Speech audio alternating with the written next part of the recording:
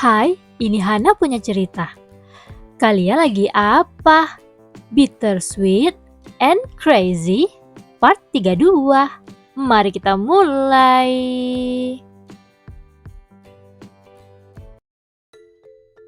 Yeonsok melirik kedua orang tua Gorum canggung.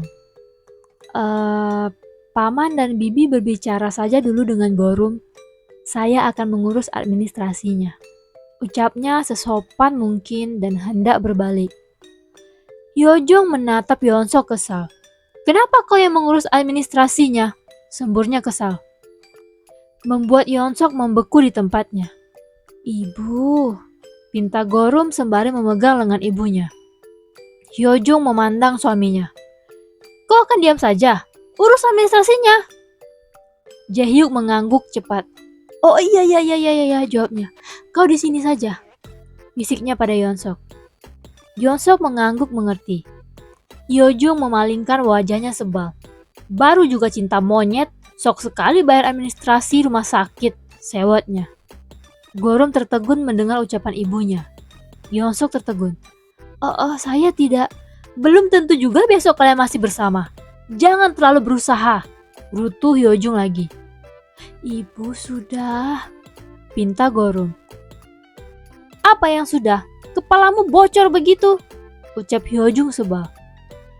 Gorum memandang ke bawah menyesal. Bi, jangan marahi dia, pinta Yeonsok. Hyojung mendelik pada Yeonsok. Yeonsok menatap ke bawah menyesal karena sudah bersuara. Setelah dari rumah sakit, Hyojung merapikan selimut yang menutupi tubuh Gorum. Tidurlah, ucapnya. Gorum mengangguk. Hyojung memandang putrinya sekali lagi, lalu berjalan ke pintu. Oh Bu, panggil Gorum sebelum ibunya mematikan lampu. Hyojung menoleh. Ya? Kak Ahrum sudah pulang? Tanya Gorum hati-hati. Ahrum? Oh, sepertinya dia masih di kampus, jawab Hyojung. Oh iya, kenapa tadi siang kau menanyakan dia juga? Hah? Oh, aku tidak melihatnya seharian di kampus, ucap Gorum memberi alasan. Ternyata dia menemui dosennya. Hyojung mengangguk mengerti. Sudahlah, istirahat. Kakakmu bisa meledekmu sehabis-habisan jika tahu kau jatuh di rumah, candanya. Gorum tersenyum mendengar candaan itu. Hyojung mematikan lampu dan menutup pintu kamar. Di dalam kegelapan, Gorum belum bisa memejamkan mata. Merasa tidak nyaman akan sesuatu yang ia sendiri tidak tahu apa. Perhatiannya teralih pada ponsel yang bergetar di atas meja. Tangannya mengambil ponsel dan membuka pesan dari An Yeonsok. Kau sudah tidur? Ia tertegun, ada banyak pesan lain di atas pesan itu yang belum ia baca. Jarinya perlahan menggeser layar untuk membaca pesan-pesan itu. Bibirnya membentuk senyuman tipis, lalu membalas. Tak jauh dari rumah Gorum, Yeonsok di dalam mobil menunggu dengan gelisah. Ding! Yeonsok segera menatap layar ponsel. Belum? Kau sudah sampai rumah? Entah mengapa helaan nafas lega keluar dari mulutnya karena balasan Gorum. Ia menekan tombol panggil dan menempelkan ponsel ke telinga. Di kamarnya, Gorum tertegun melihat layar ponsel menunjukkan Yeonsok memanggilnya. Matanya melirik ke pintu dan bergerak duduk sembari menggeser tombol hijau. Ya, jawabnya pelan. Yeonsok memandang ke arah rumah Gorum yang jauh di ujung sana. Apa kepalamu sakit? Tanyanya. Tangan Gorum memegang kepalanya. Tidak, aku baik-baik saja, jawabnya. Syukurlah, ucap Yeonsok pelan. Maaf, tadi ibuku marah-marah padamu, ucap Gorum menyesal. Yeonsok tersenyum mengingat kejadian tadi di rumah sakit. Ibumu mungkin berpikir, aku yang membuatmu terluka, ucapnya lucu. Gorum memandang ke bawah. Ibu memang selalu begitu, dia akan mengomel jika sesuatu terjadi. Ucapnya sedikit malu. Ya, bagaimanapun, kau putrinya yang berharga.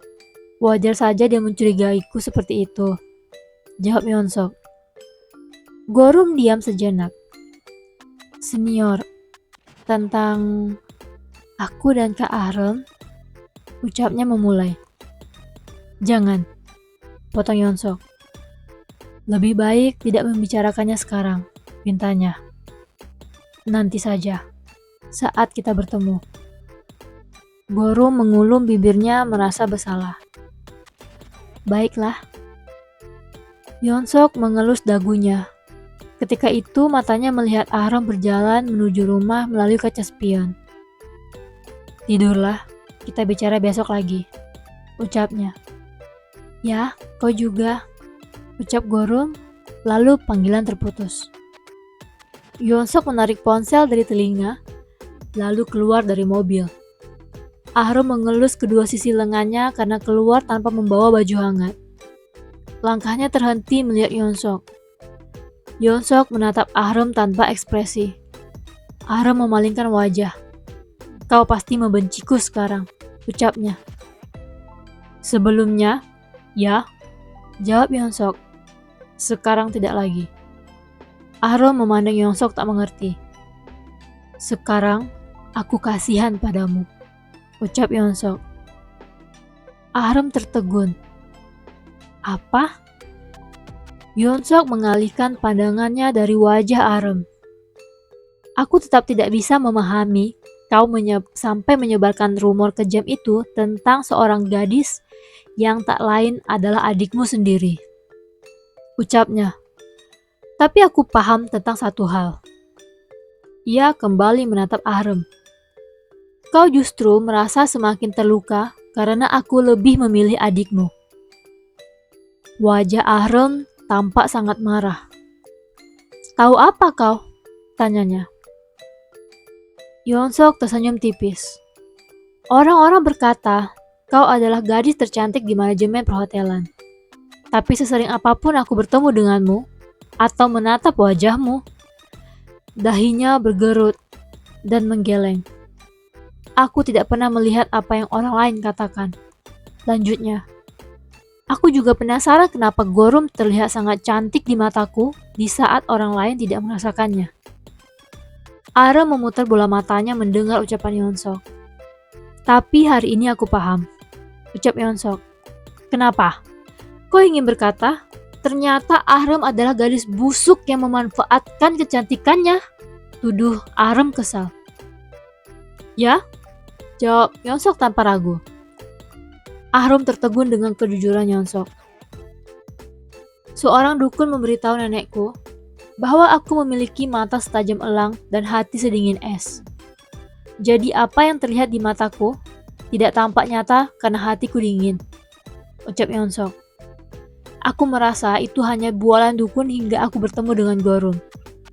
Aku menyadari bahwa Gorum adalah satu-satunya orang yang berhasil mencairkan es di hatiku.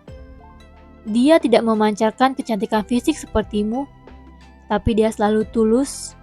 Itu yang terlihat olehku. Ahrem memalingkan wajahnya menahan malu. Sampai sejauh mana kau ingin membuatku malu? Tanyanya. Hingga kau tidak berani muncul di depan siapapun, jawab Yeonsok. Ahrem menatap Yeonsok kaget. Yeonsok menghembuskan nafas kecewa. Kuharap aku bisa melakukannya, tambahnya berat. Tapi saat ini, aku tidak sedang mempermalukanmu, ucapnya memberitahu. Gorum berbohong di depan kedua orang tua kalian tentang kejadian hari ini untukmu. Tampak kebencian dalam tatapannya ketika mengatakan itu. Ahrem tersenyum sinis. Gorum akan selalu melakukan itu tanpa kau memberitahuku. Dia memang seperti itu. Dia akan selalu mengalah padaku, ucapnya. Tidak, ucap Yeonsok. Dia memberi kamu kesempatan untuk berubah, ucapnya dengan penekanan. Ahrem menatap Yeonsok kesal. Tahu apa kau tentang Gorum? Kau baru mengenalnya selama beberapa bulan. Iya, dan aku sangat menyesal baru bertemu dengannya sekarang. Ucap Yeonsok tanpa ragu. Dengar Han Arem, ucapnya lebih tegas. Aku tidak akan membiarkanmu menang atas apapun untuk merugikan Gorum. Aku bisa melakukan apapun jika kau menyakiti Gorum, ancamnya. Ahram mulai terintimidasi dengan ucapan Yeonsok. Aku sangat membencimu saat aku mendatangimu ke kelas hari ini. Ucap Yeonsok dingin. Aku bahkan jauh lebih membencimu lagi setelah mengetahui kau dan Gorum ternyata kakak adik. Ia seperti akan memakan Ahram hidup-hidup. Tapi aku tidak tahu apa yang akan kulakukan jika mendengar rumor lain tentang Gorum di kampus. Bukan hanya aku yang menyebarkan rumor di kampus, kenapa mengancamku seperti ini? Tanya Ahram kesal. Kuharap memang begitu, ucap Yeonsok dingin. Ahram mendorong Yeonsok ke samping dan berjalan cepat menuju rumahnya. Yeonsok menghela nafas dalam dan menoleh ke samping. Coba. Penasaran gak sih yang terjadi selanjutnya? Aku upload hari Rabu, Kamis, dan Jumat.